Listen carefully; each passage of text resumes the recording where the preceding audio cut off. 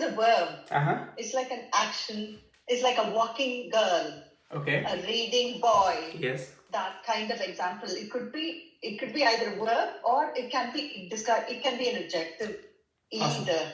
Something like that. No, you got it right. So these are the concepts or grammatical constructs which which has characteristics of both the verb as well as adjective. Those are called a participle, right? So they have, I'll write it down. Okay. So they have characteristics. They have characteristics of both verbs as well as adjectives, and not only that, sometimes they can be used as adverbs as well. Okay, those constructs are called participle. Okay, why is it hard? Because our mind is trained to always think some of the words as verbs. Okay, so if you guys recall, like when we say to burn, is it a verb?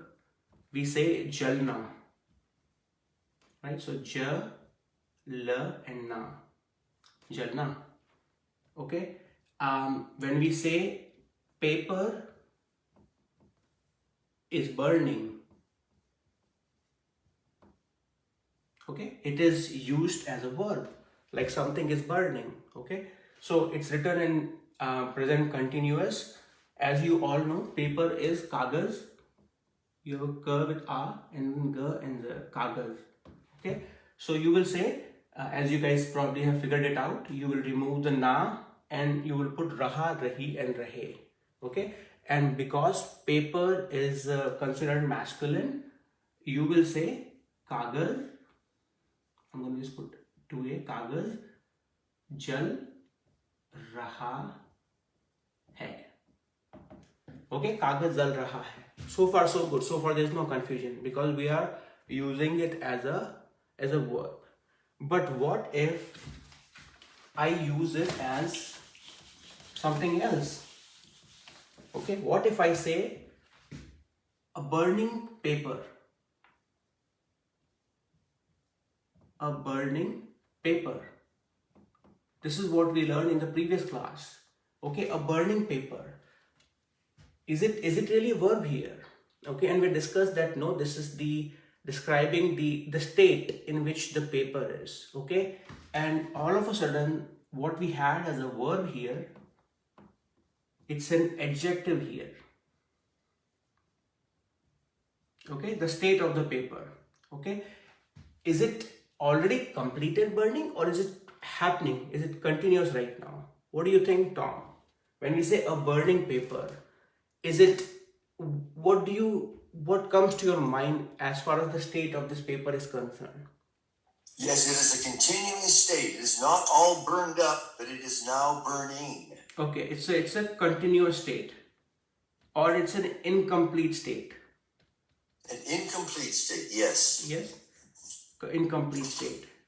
And those are that particular participle is called, if you guys recall, it's called imperfective participle, and that's where we spend a lot of time. Imperfective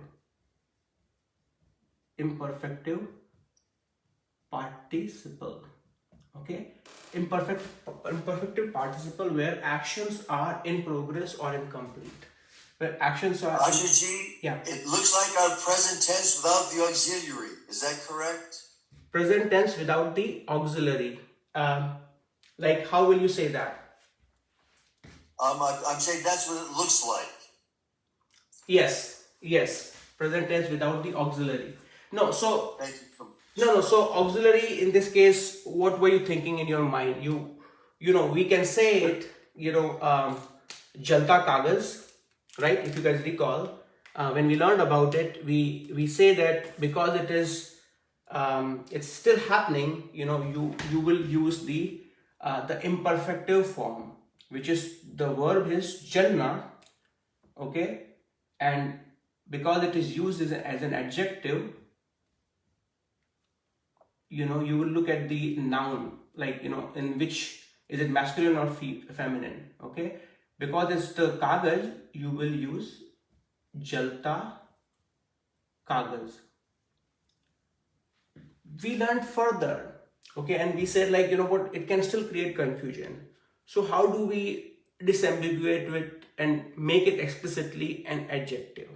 Okay, then we say like, what if we call it jalta hua kagaz? Okay, jalta hua kagaz, and that will explicitly make it like an adjective that will describe the state of the paper that is still incomplete and is still happening.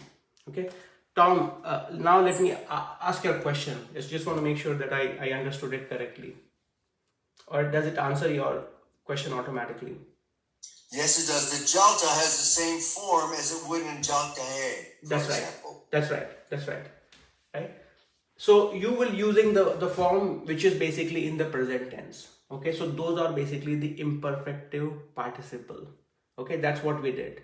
If it is many papers that are burning, okay, burning papers, we learned that we will call it jalte hue kagaz. Okay, jalte hue kagaz. And right now we are looking at the gender of the paper. Okay, what if it is a feminine? Let's say it's a stick or a candlestick. How will we say that? A burning candlestick. One. Jalti hui candlestick. Okay, very good. So even though we may not know how do you call a candlestick, it's called mombatti, but you can still use candlestick, and you will say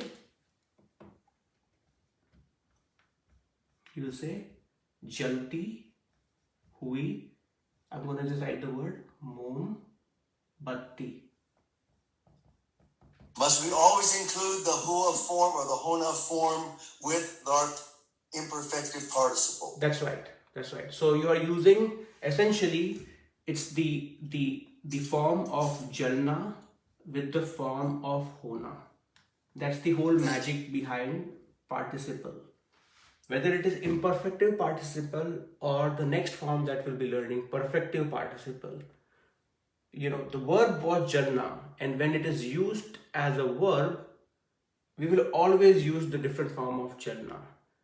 But if the same concept is used as an adjective or adverb, it's all a magic of using jalna with hona in the appropriate form.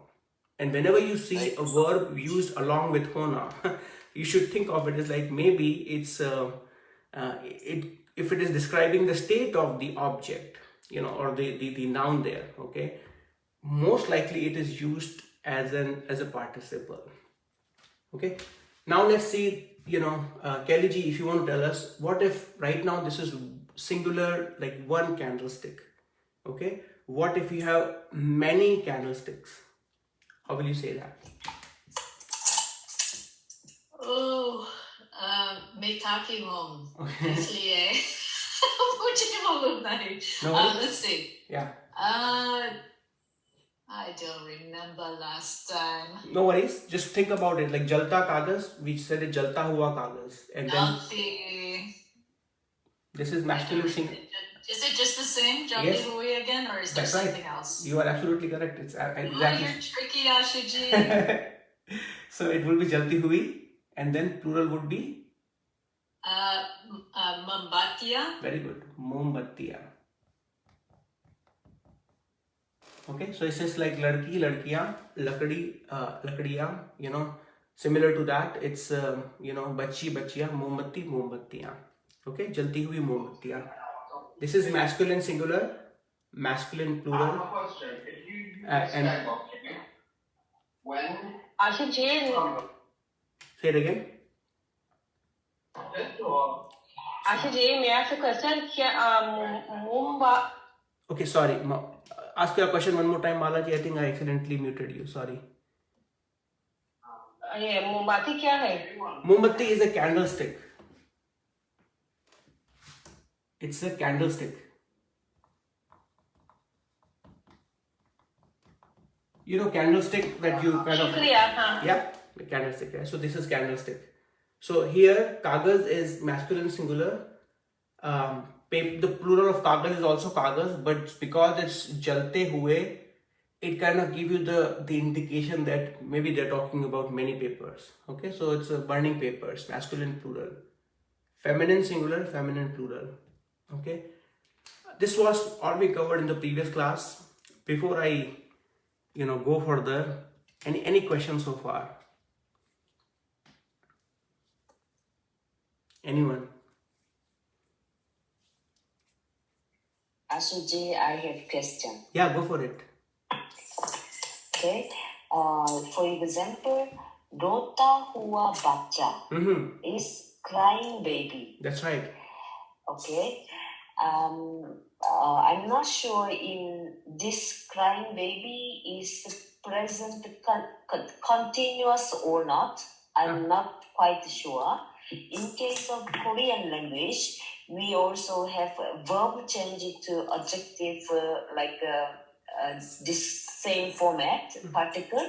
But we have two kind of rules, like rota hua baca and ro rahata hua baca. रो रहा बच्चा और रो रहा था बच्चा.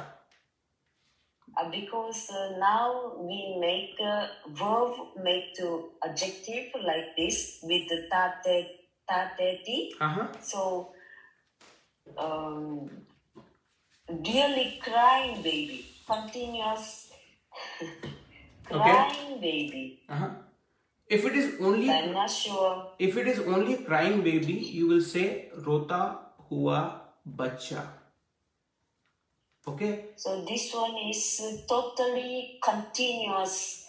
So I don't say think of it as continuous. Think of it as like the action is not, it's incomplete. A crying baby. That means perhaps it's still in the motion. A crying baby.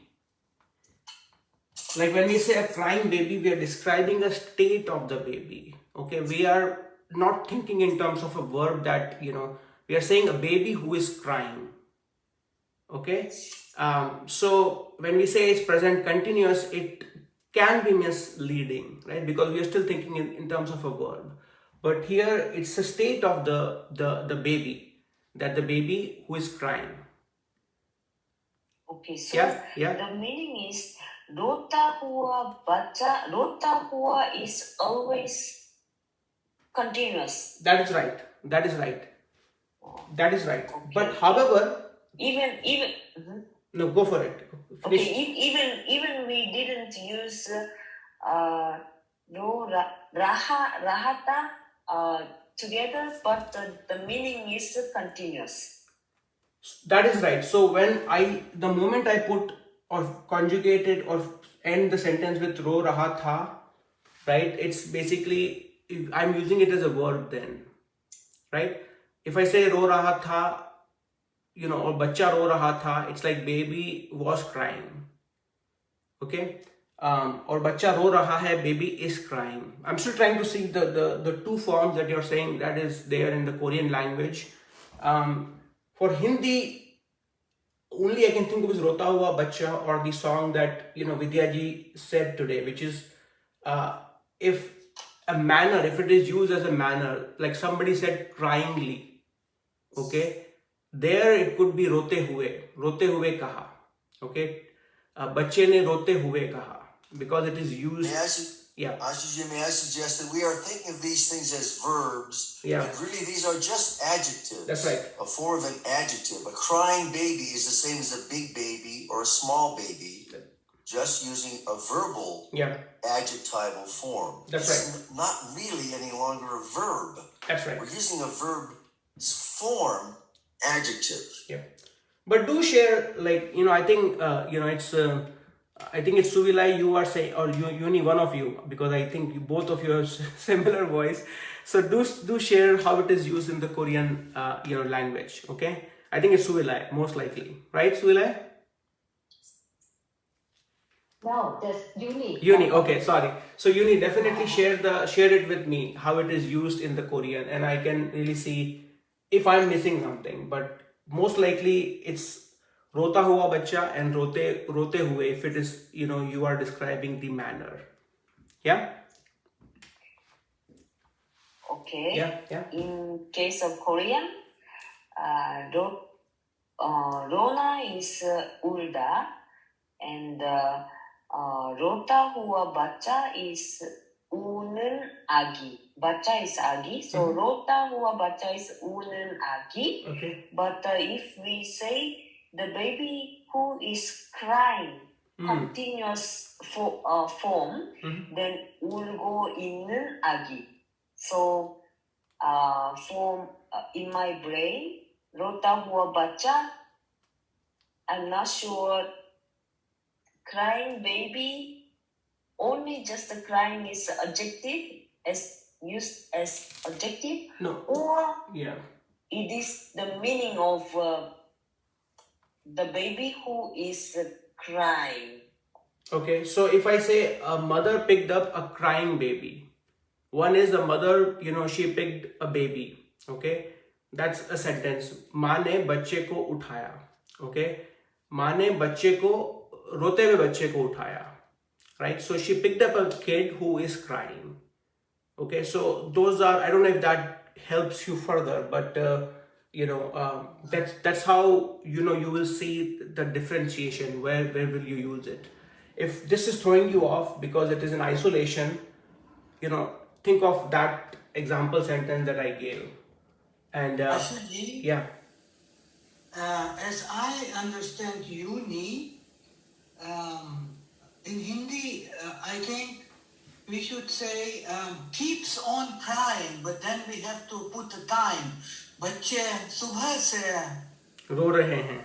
हाँ रो रहे हैं, because Uni wants to use रहना in the sentence. Okay. Like keeps on crying since. बच्चा रोता जा रहा है. Yes, something like that. Yeah, I think I don't know. No, I think Okay. Let me give only one more comment. Yeah. Okay, what I am talking about rota hua bacha is in English, the baby who cries or the baby who is crying. Baby who is crying. Or the both of them. The baby who is crying. Okay, so Yeah. not the baby who cries. बच्चा जो रोता है, right? I mean, the baby who cries is like बच्चा. I mean, in a sentence, I don't know how I will exactly translate it. Maybe Tom, you can help here. How will you differentiate? Now the question is, baby who cries versus baby who is crying. One is a verbal form, one is an adjectival form. Yeah. We are using these verbs as adjectives. Unun ai. Yeah. An adjective for a crying baby. It is not a baby who is crying. A baby who is crying would have to use a verbal form. Yeah. It describes the action of the baby. We're not describing the action of the baby. We're describing the state or the type of baby. Yeah. A crying baby, not the baby who cries. Okay. Thank you. Thank you. The verb in the sentence that Ashu Ji gave was the crying baby is picked up, or mom picks up. The verb is picked up, Yep. not the crying baby, not the baby who cries. That's a noun that is being described as a crying baby, Yeah. an adjectival baby, crying, a big, a small baby. The verb was picked up. Yeah. For example, in Ashu Ji's sentence. Alright, so that discussion itself can tell you we are in the last chapter of the book and it is the hard topic. Okay, so let's keep going. So this is still the recap where we learned about the imperfective form of participle. Now the perfective form. Okay, now the perfective form of the participle. Okay, so I'm going to write perfective participle. So in this one, we said the action is, incomplete or it's incontinuous. In the perfective participle, we are describing or expressing a state. They express a state. They express a state that results from a completed action. That result from a completed action. Okay, so let me take some time to explain that. So this is still the definition, but think about it this way. I'm gonna erase it. Hopefully you guys got a chance to read it, but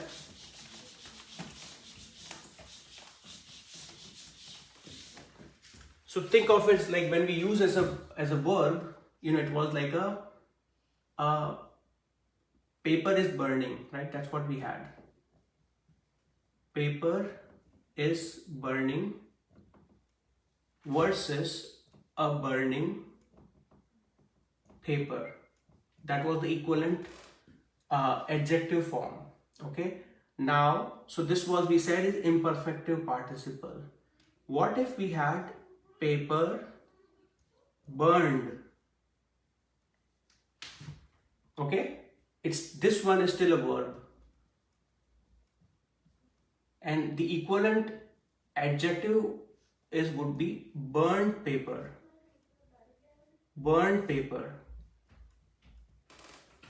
Okay, now I think hopefully this should help you. So this is imperfective and this is the perfective example, perfective participle. The verb is still jalna. Okay, when we use this one, we say paper or kagaz jal raha hai. We remove the na and we put raha, rahi, rahe after that. Okay, when we say burning paper, we said we use this in the present form and jalna becomes jalta. So we put additional ta, jalta, and we use the form of hona. And we said jalta hua paper, jalta hua kagaz. Now contrast it with this one, paper burned. The verb used in the past form. Okay, Tyler, what do you think? How will you say this one? Paper burned. A paper burned would be kagas jala. Kagas jala. Very good. How did you come up with this form of the verb? So this is past tense. Okay. And kagas is masculine. So jala. Okay. So remove the na and the masculine na. Very good. Awesome. Thank you so much for sharing it. So what Tyler is saying is, because this is verb, used as a verb, and this is past tense, and this is masculine singular. Okay, so he's saying he did is, he removed the na and he put a after that. You took the base form of the verb,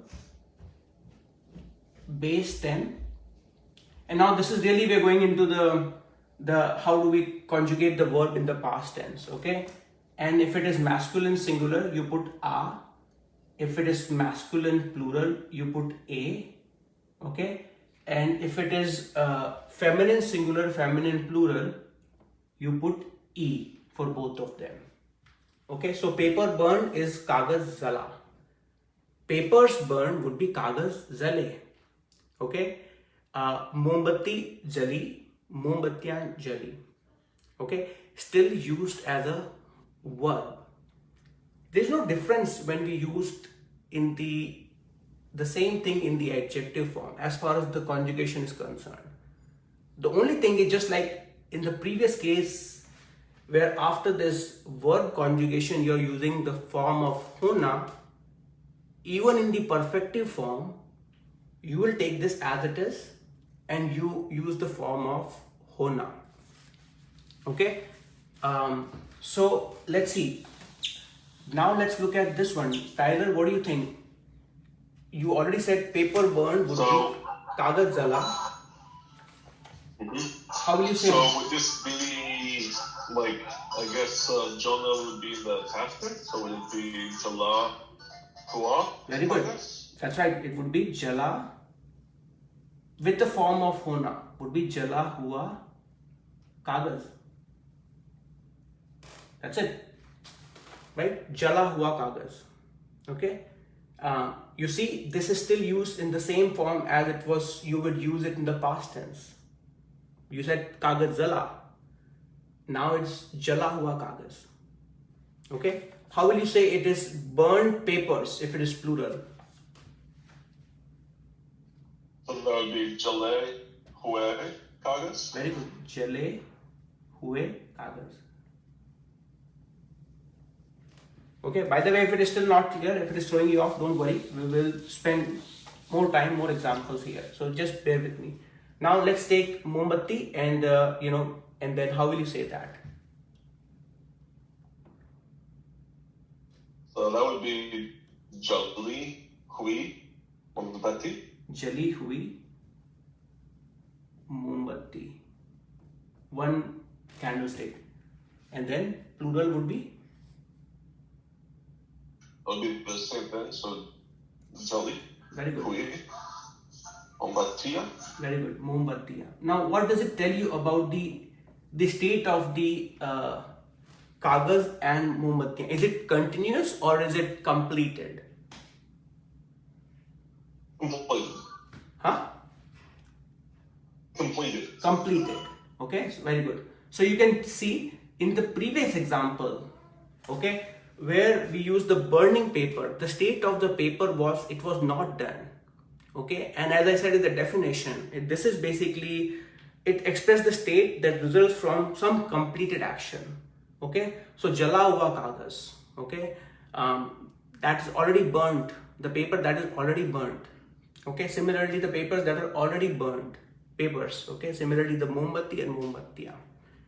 That's the, honestly, if you look at it conceptually, the whole participle concept is not that hard.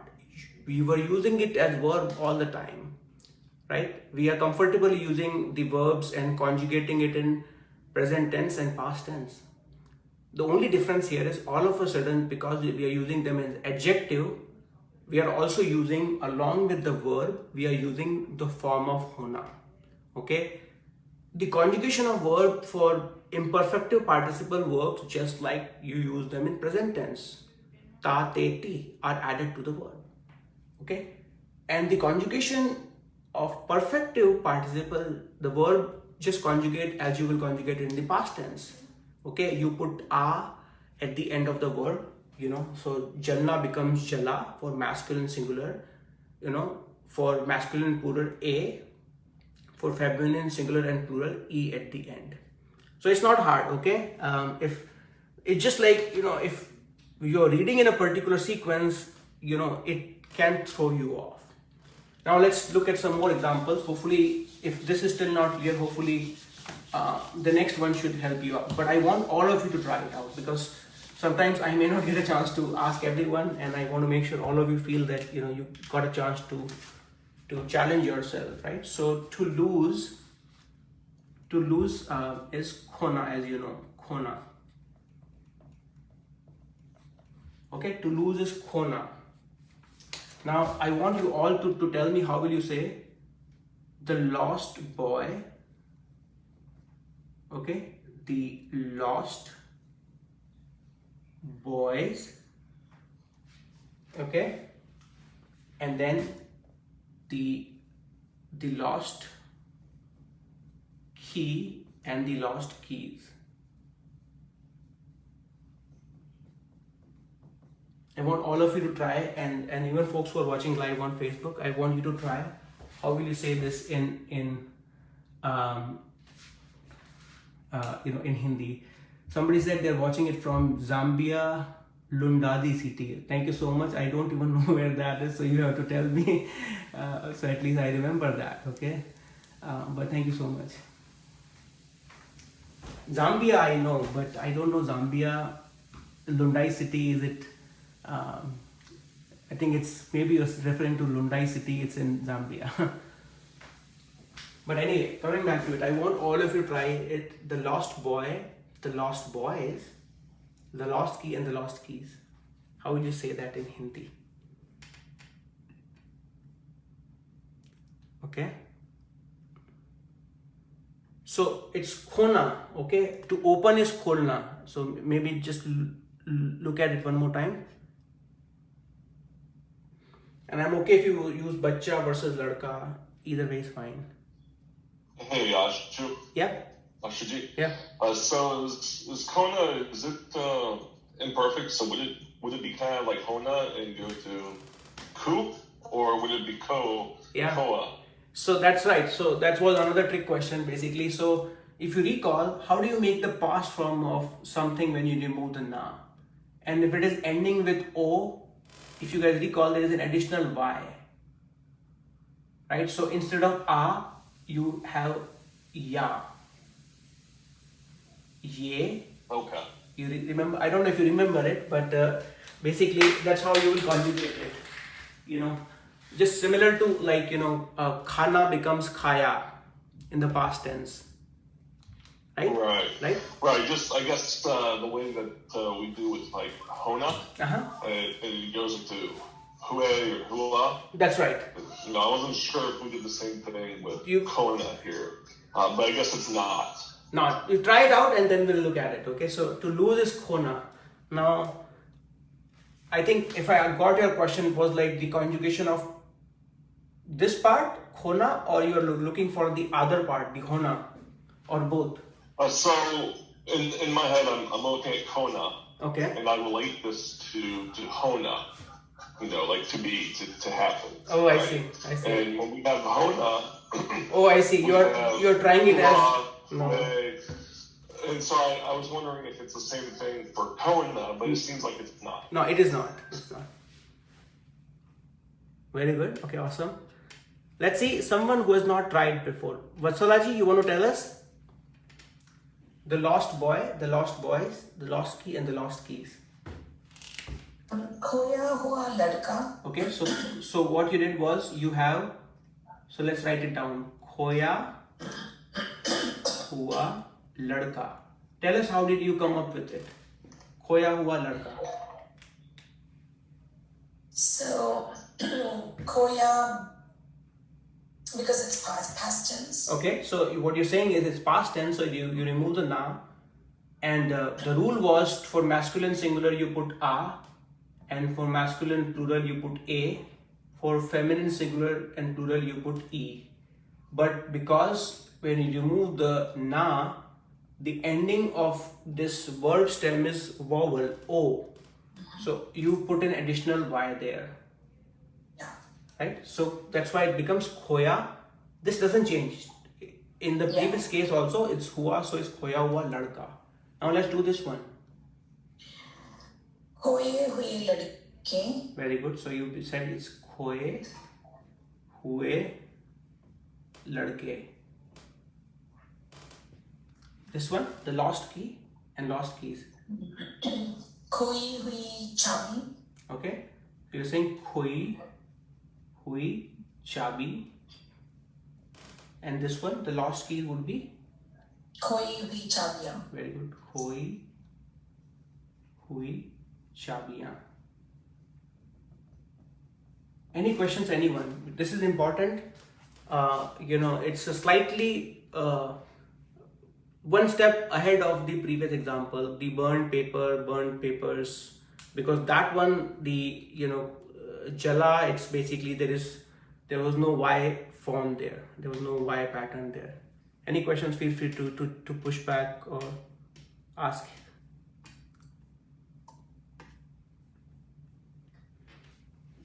So far clear? Let's see. So Tarja ji, yeah, go ahead. Yes, Ashu Ji, the use of the auxiliary here, if it's called an auxiliary, the hua, hui, or hue, is only those three forms because we are not using the hua here as a verb either. It's simply agreeing with the noun it modifies. That is correct. So it's either going to be masculine singular, feminine singular, or plural. That's right. That's correct. That is correct. Absolutely correct. Yeah. Anyone else? No questions? If you guys don't ask me, I will ask you. Okay, so no worries, if no question, let's do one more, and then that will give me some more confidence, and then after that we can jump into some sentence formation, slightly more challenging one. Okay.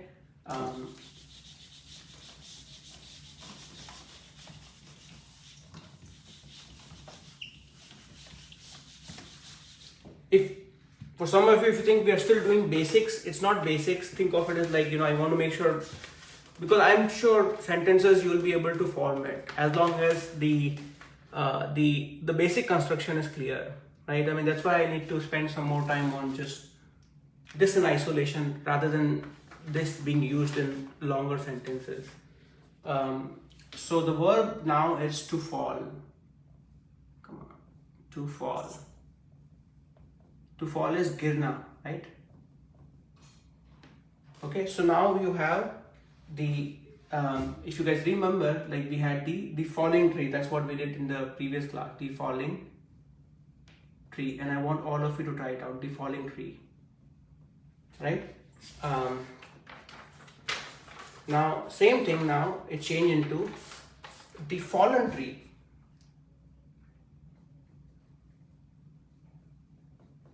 The fallen tree. Okay, and then the plural would be the fallen trees. The fallen trees. I don't know if you can see it. And then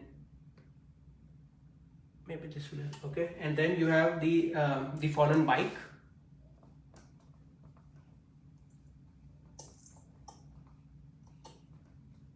And plural, the fallen bikes. I just you feel free to change the noun if you like something else. The fallen bikes. Okay, how will you tell or say it in Hindi? All of them. And this time I added the previous one also. The fallen tree. Action is still not complete, so it's imperfective participle. Rest of them are perfective participle. So take your time. You should feel comfortable in all of them. So Tarjaji, it was not wrong. The only thing is the verb was khona. Okay, it was not kholna. Okay, kholna is to open up something. Like मैं box खोलता हूँ. Okay, when I open up a box. So your is correct. The only thing is you are using the different verb. It looks similar, but it's kholna versus khona, right? I think hopefully that should make sense. Okay, so now let's look at it. The falling tree, and then rest of them. Meeraji, you want to give it a try? Yes, sure. Yeah. The fallen tree, gira hua ped. This one, which one are you saying? The first one or the second one? The second one. Second one, okay. You're saying this one is gira. Gira hua ped. Very good. Gira hua ped. Okay. Gire hue ped. I don't know. No, it's good. Don't doubt yourself, okay? Gire hue ped. Gire hue ped. Okay. Then giri hui cycle. Giri hui cycle or bike, okay? Okay. And giri hui cycle. Very good. Giri hui cycle or cycles. Cycling is in Hindi, that's how you will say it in Hindi, right? Giri hui cycle. But I'm going to just write it in English. Giri hui cycles. Okay, awesome. Sorry. This is giri hui. Okay, hopefully all of. What about this one? The falling tree. Okay. Girta. Girta hue pe. One. Hua, sorry. Yeah, girta hua ped. Awesome. Girta hua ped. You see, there's a contrast there now. Yeah. Okay, so I think all of you more or less came up with it then you should feel that you got this one, right? I mean, it's the same thing. गिरता हुआ पेड़. Okay, good to see all of you writing Devanagari here. गिरे हुए पेड़ और गिरी हुई cycle और गिरी हुई साइकिलें. Okay, awesome. Okay, good. So far I think I'm confident now that you are. Now I'll speed up a little bit and I'll try to give you some more examples. Okay, and this one again, all of you should try it. Okay, not just the one that I'm asking questions, but so. Now the question is, and it could be, in English it could be written in many ways. It could be the girl, okay, the girl seated there. The girl seated there. There are many ways to say it in English. I want you to come up with the Hindi sentence. The girl seated there. The girl, okay, sitting over there is my sister. Okay, girl seated there is my sister. Okay, the girl sitting over there is my sister. Many ways to say it in English. The girl who is sitting over there is my sister.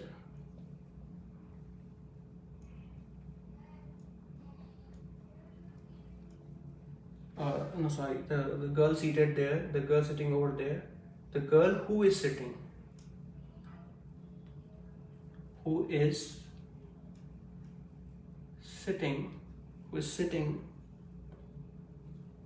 something like over there, is my sister. I mean, multiple ways to say it in English, but how will you say it in Hindi? That is the question. And I want you to break it down, okay? Don't worry about the state of the girl. First, try to think about the girl is my sister. Okay, that will help you because that will help you form a very basic sentence. The girl is my sister. Okay? Then think about seated there because that's the state of the girl. Okay? It's not used as a verb. It's just describing the state of the girl who is seated there. If you do it, you will get it right. And if it is hard, at least do this one. The girl is my sister because that's a simple one.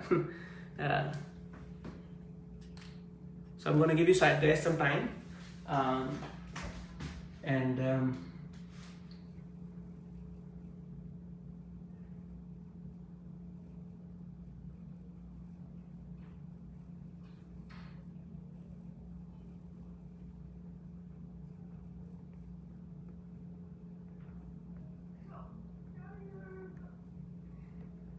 Okay, let's see who gets it. The girl seated there is my sister. As I said, if it is hard, just think about the girl is my sister. Let's see, Taraji, why don't you try? You get the hard. You get the hard one, okay? Yes. Just try with simple one. Try with very simple one, and then make it complicated. लड़की मेरी बहन है. Very good. So let's see this one. So लड़की मेरी बहन. I'm gonna just write बहन है. What does it mean? लड़की मेरी बहन है. And the girl is my sister. The girl is my sister. Awesome. Now make it complicated. लड़की वहाँ बैठी मेरी बहन है. Very good. So वहाँ is there. Very good. लड़की वहाँ and then बैठी मेरी बहन है. लड़की बैठी. Okay. And then मेरी बहन है. Okay. So do you see a need of explicitly putting? It's correct. But if you want to make it explicit, it is used as an adjective. you want to use something else after that? बैठी. बैठी है. The verb of होना. बैठी है. Okay. Yes. हुई है. Okay. हुई. Hui. Awesome. Okay.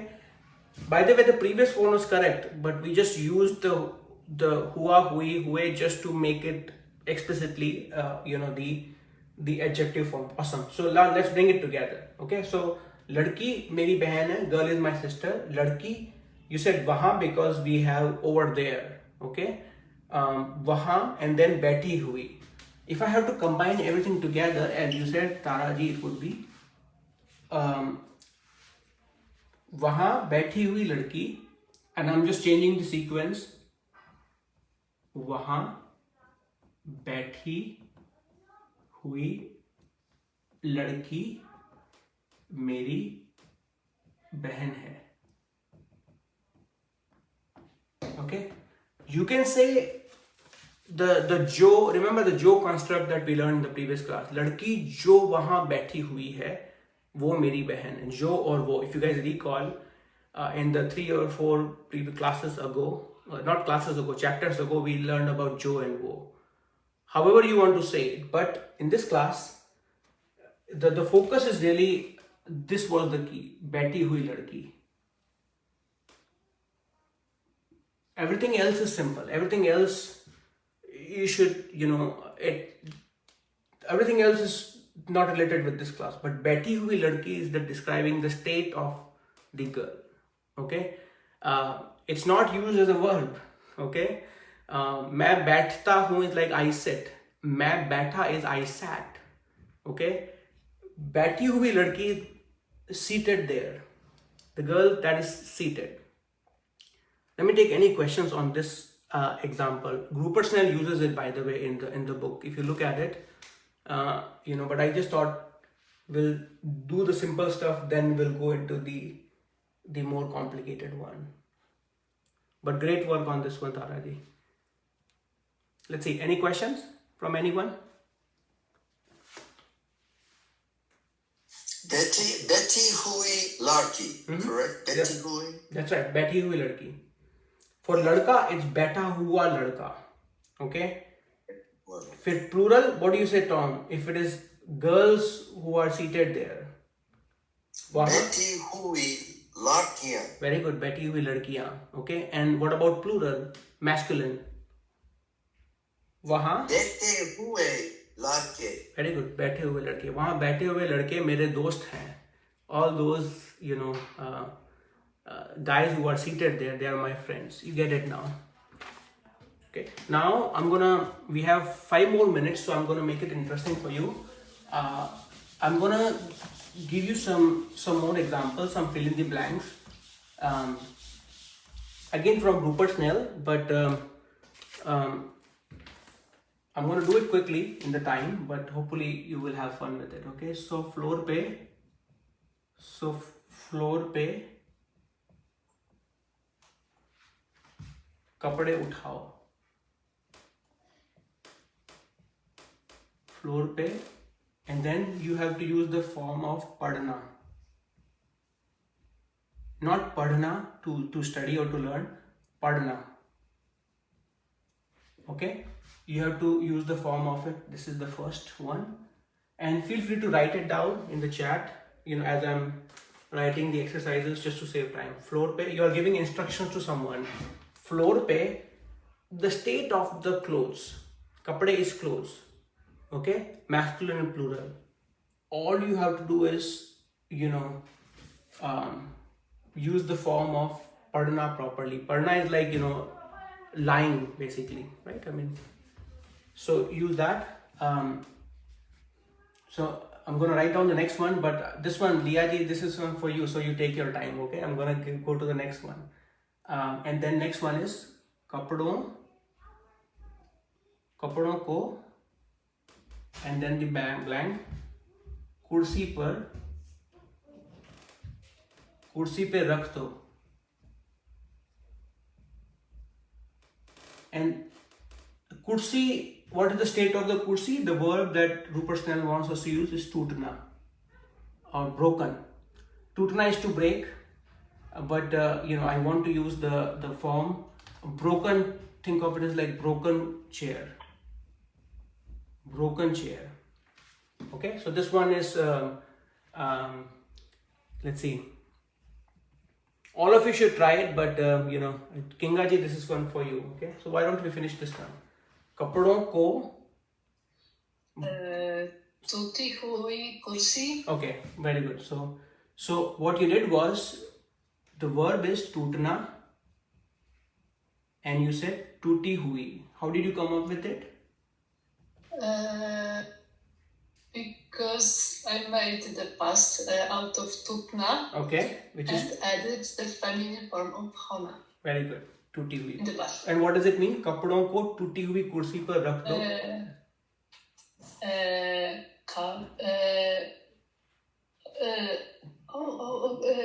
The broken on the broken chair. Put the clothes on the broken chair. Put the clothes on the broken chair. Awesome. Good. Leah, floor pe.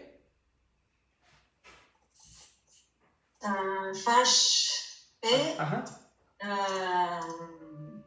पड़े हुए कपड़े पड़े हुए उठाओ. फर्श पे पड़े हुए कपड़े उठाओ. And what does it mean? Pick up the clothes lying on the floor. Very good. And what if it is yeah, very good. Okay, awesome. Floor पे पड़े हुए कपड़े उठाओ. Okay. Any questions on these two before I move on to the next one? I know I'm picking up the pace a little bit, so some of you may feel like, what the heck, it was going so slow, and all of a sudden, he picked up the pace. So far good? Okay. If no questions, I would take it as like, the pace is okay. And next one is